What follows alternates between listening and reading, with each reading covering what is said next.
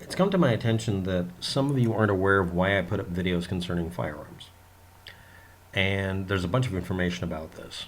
And at one time I was going to make a playlist so that I could have a complete tutorial from beginning to end on the evolution of making a firearm, from starting off with the simplest and easiest one to make, all the way up to making the more complicated ones, all using and reusing some of the sub-assemblies, or lowers in many cases, or just one lower if you wanted to.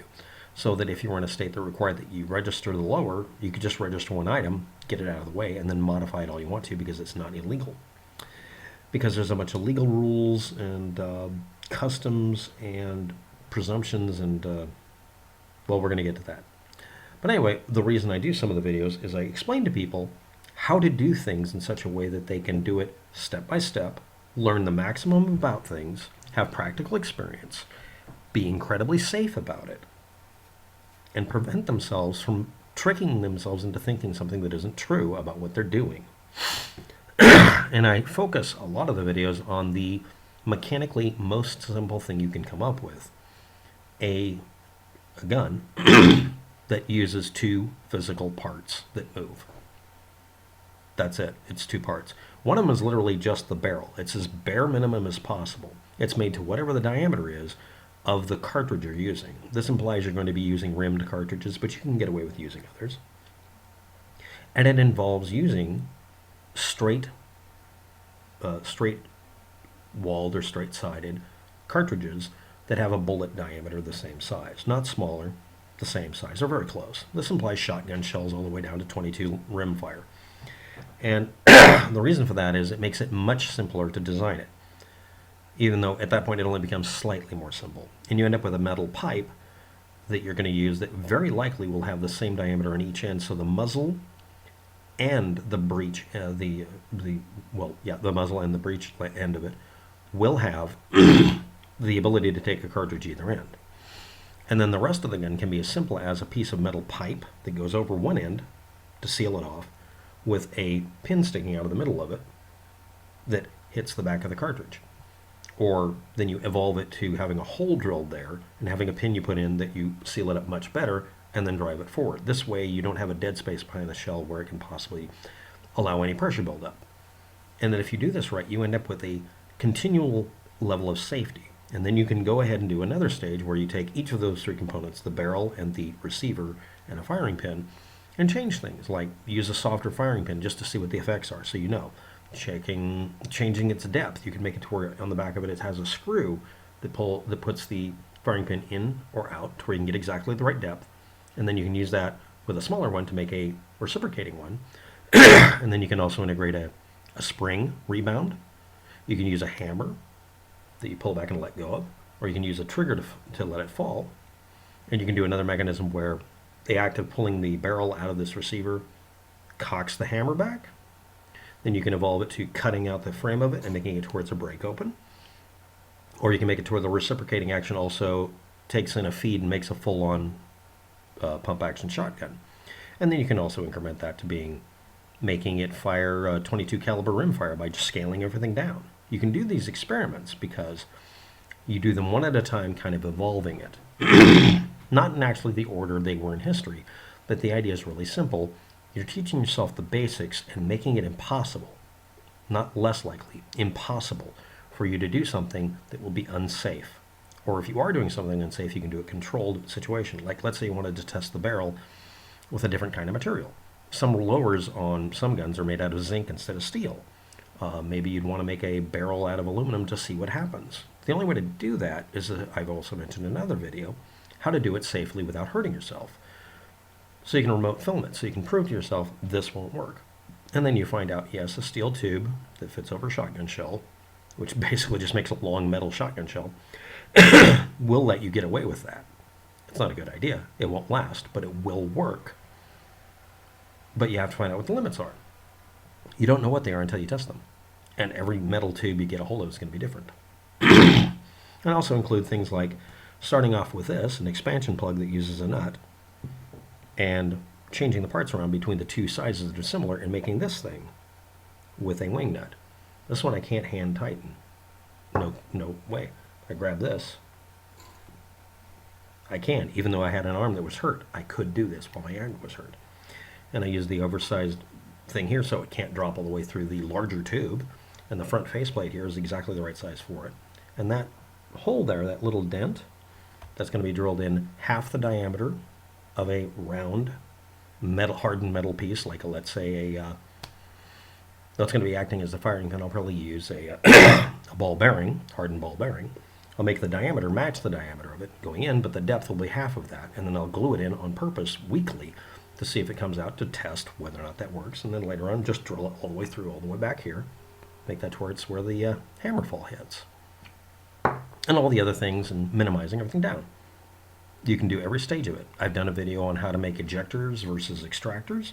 I've done a video on explaining how it would work if you had a hammer dropping to enable or disable the eject so you don't eject a shell you haven't fired yet. It's a learning exercise.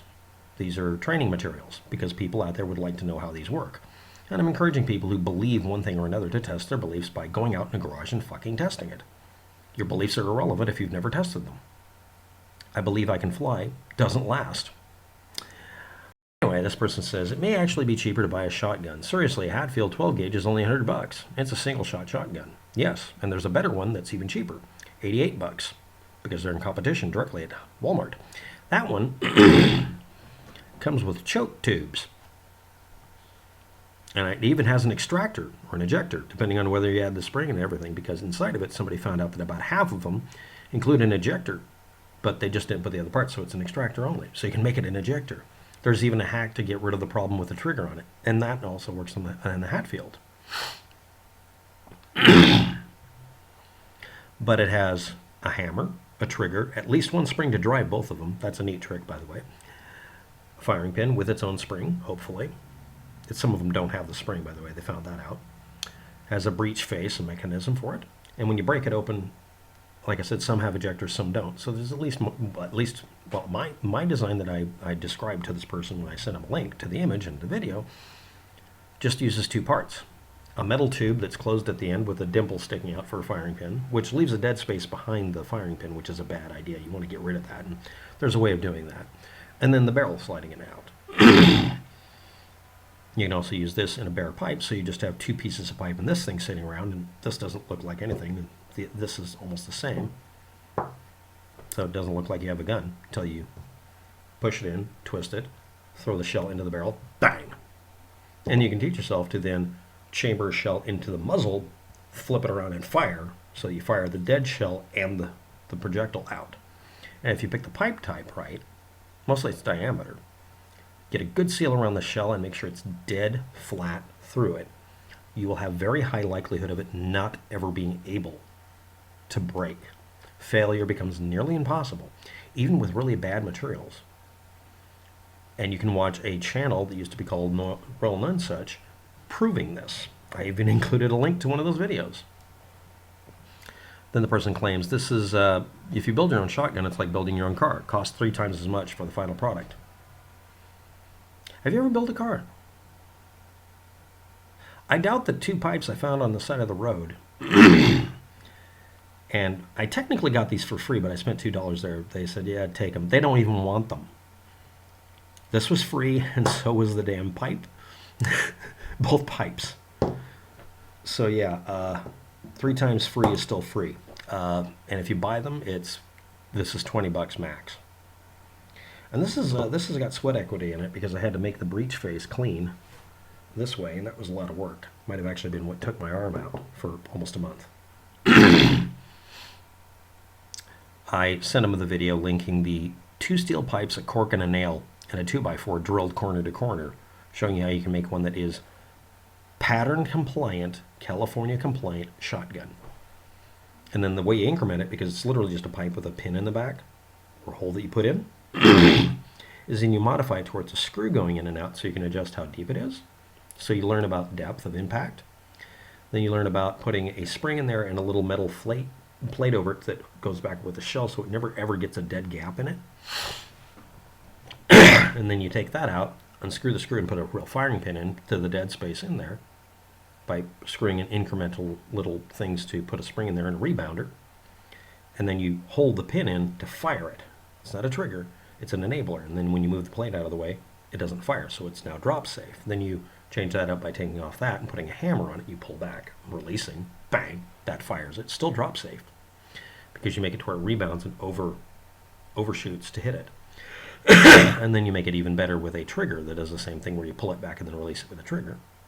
And then the next stage, because you have a tube with another tube in it, is you make it to where there's a slot in top and bottom, to where when you pull it forward, it drops shells from a magazine, and then you close it and it fires only when you pull the trigger, because the act of moving it back and forth cocks the hammer. You know, like a pump action shotgun, which I mentioned in the video.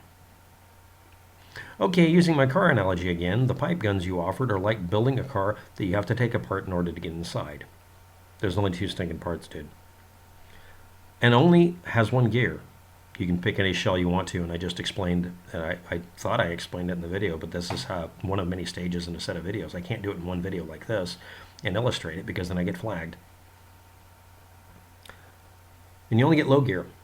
I can't wait to build one. It's cheaper to build a Tesla than to buy one. Prove me wrong.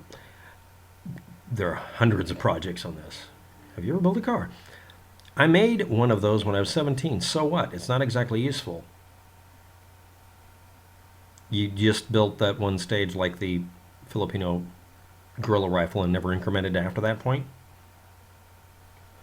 I show people how to make that, which works better. I show people how to do it with a cork and a nail too. And it still works better, because you put in the compensating little floppy thing to keep it from air gassing out the bottom so it doesn't blow out the primer. I quit making junk like that when I learned how to make guns that load cartridges from a magazine and inject the case. Okay, do a video tutorial on how you made a, I would say at this point, magazine-fed shotgun. I've done 10. They're not all in one channel. Little bits and pieces, again, because I don't want to get flagged. Anybody who cares to watch them finds it in the search engine ranking, because they're SEO optimized for the wording in the title, and more importantly, they won't get taken down, because I'm not telling people how to make guns. I'm telling people that they should go buy out specifically the Hatfield and the other one for $88, because they're better. And if you want to do this, you should do it safely. I also include safety procedures on how to test a shotgun. All of this started because somebody wanted to know how to make cosplay shotguns that were safe. They wouldn't get in trouble for them. And I explained to them that's literally almost impossible, because somebody's going to complain about it. And then I thought, what can you do? And I found out that a lot of times at cosplay conventions, you would be better off carrying a real gun, and that's kind of where this started. Also, I built these. I've also built a load cartridges from a magazine. Yeah, did you make a gun that's a shotgun that does that? What mechanism did you use? The classic pump action from the 1800s or something else? Where's your video? So the analogy of it being triple the expense of making your own $100 gun doesn't work. If I literally got these for free, but they were $2 for both of them, and I only need one. And the pipes were free, but maybe $5-10. And if I wanted to buy a really good piece of tubing, literally shotgun barrel material, 0.810 inches inner diameter, I could just go buy that. Or I could just buy a Schedule 80, like I mentioned in the video, and just drill it out to where you have a real chamber by using a 13/16 drill bit or something of the like. And you would have essentially a real shotgun. I also describe in other videos how to remove the seam or buy seamless. Where are your videos? None of that's 3 times the expense of a $100 shotgun or $88 shotgun. It's not $300 or $240 to build a shotgun out of pipe. And it literally works about the same as far as the number of functions and things. And this one you can incrementally change and make better. And you learn something in the process. You can buy a gun and alter it, that's great. But the whole idea is you continually make sure that it's not able to break a law, so that you can't be stopped or punished for learning how to make a gun in the United States. But I'm sure you'll post a video explaining how to build one of these, because I would have no problem with that, even if you were trying to prove me wrong or something, or trying to get back at me or whatever, or just simply being informative. No matter what you do at this point, unless you're going to be an idiot about it, you would just simply accomplish one thing: informing people of something I'm trying to do too. There's a dozen designs to do this. I'd like to see yours. Thanks for watching. Have a good day. Good luck.